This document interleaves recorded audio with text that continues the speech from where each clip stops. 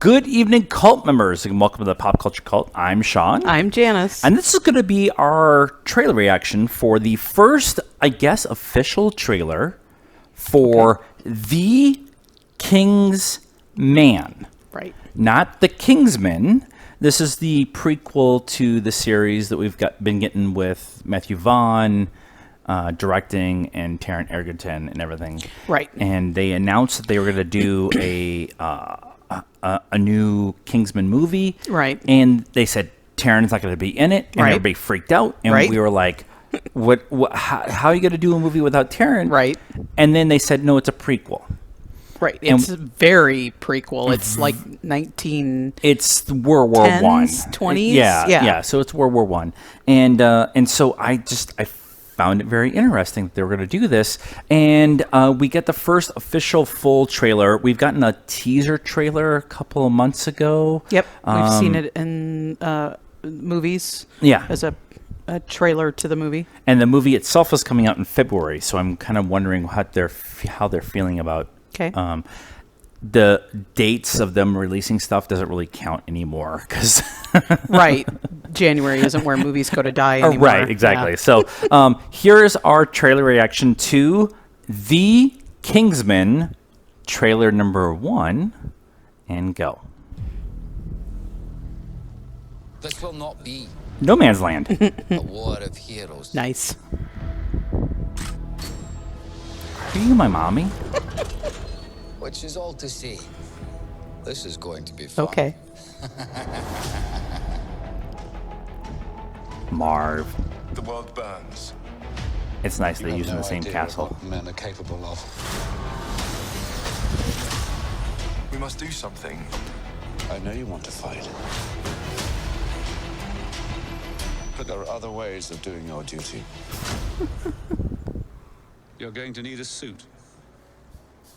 Come on. Of course he is. We are the first independent intelligence agency. First. Preserving peace Okay. and protecting life. Welcome to the club. She's a Bond girl, though. Bad guy.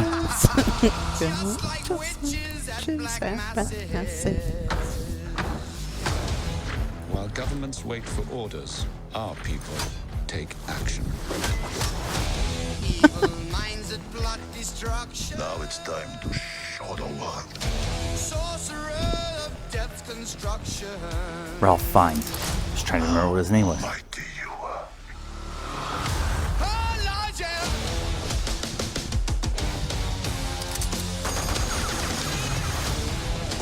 I love the music choice. We are gentlemen. But reputation is what people think of you. Character is what you are. I love that shot. Armed and ready. Armed, yes.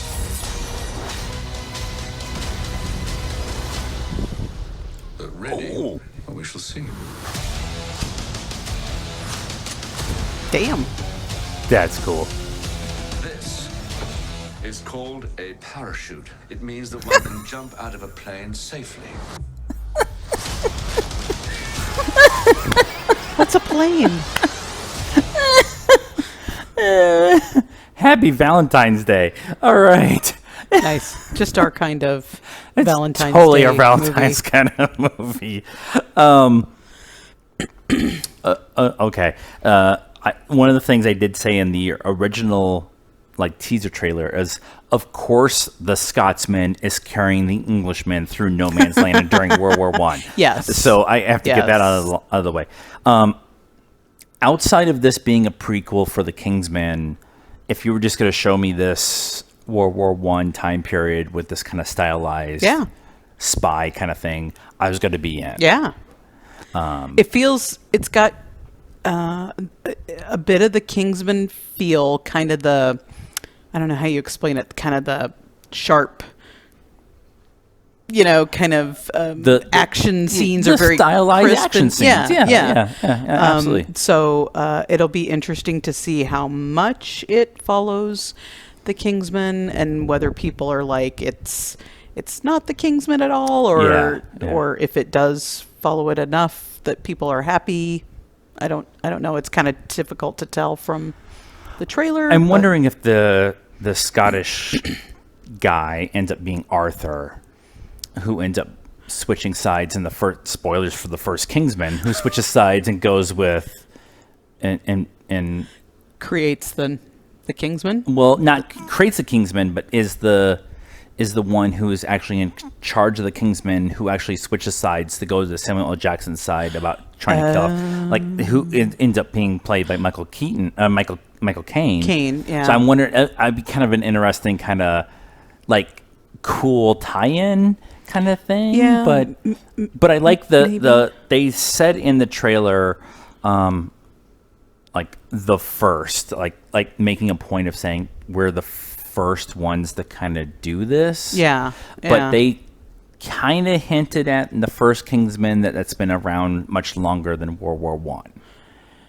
So right. Yeah. I'm not going to complain about, storyline in a stylized. Well, and we don't know yet. Right. Maybe something like this was around and they just kind of Friday the 13th, not the Teutonics, the ones who were all massacred, and that's what caused Friday the 13th. The Templars. The Templars, yeah. Right, so maybe they were the first Kingsmen, and this is just kind of a rebirth of that. And yeah, that would be kind of a cool, interesting kind of story arc. But I like the idea of noblemen during World War One coming in and saying, "You done screwing the whole thing up." Yeah, and the Cossack assassin kind of head of the guys. Right. So is he Rasputin? That would be cool if he was Rasputin. Kind of. I mean, that's who he looks like. That would be cool. I'm not saying that they actually that's what's going to be, but that would be cool if they did that kind of. Well, and it's very comic booky to have him be Rasputin. Right. So that's true. Because that absolutely did not happen. And it's interesting because we've seen several movies that have touched on Lawrence of Arabia, right, where the noblemen, the rich guys who went off to war because it seemed like they were bored, it was something to do, it was a way to see the world, whatever, and then they come back and now everything is muted, right? They've lived through this, and now what do? We can't just go back to sitting in the parlor and reading library books, or books out of the library. They have to actually go out and do something that's a good pull, because I hadn't thought about that, like that angle. The idea of the nobleman wanted to try to keep the order of I'm a nobleman, I want to keep my position kind of thing. I always thought that's kind of what the Kingsmen were. Yeah. But like what you're saying was the noblemen went off, they realized what the real world is, they come back and they realize they need to try to keep it from not happening again. Yeah, or they're just bored and they want something else to do because, war's over. Taking a deep philosophical debate on a comic book movie that's coming out. And it could have nothing to do with what But I like Ralph Fiennes, Dimjin. I love him. At some point in time in my life, I'm going to learn how to say his name the right way. If you've watched the show, I'm terrible with names as it is in the first place, and so his is hard enough as it is. It is. But I like that they use the same castle. They have the same tailor shop. A lot of that was spoilers for the second Kingsman, Golden Circle. That all that was destroyed, so you get to go back and hit those points. And I just like that they're kind of playing on, again, that kind of early Bond kind of feel, which the first Kingsman was kind of a tongue-in-cheek parody of the Bond movie. But I just anything set in World War One right now is going to be hot because nobody usually dealt with World War One outside of Wonder Woman. Right, and now everybody, 1917. 1917 is going that way, and this is going that way, and we've got more going down that line.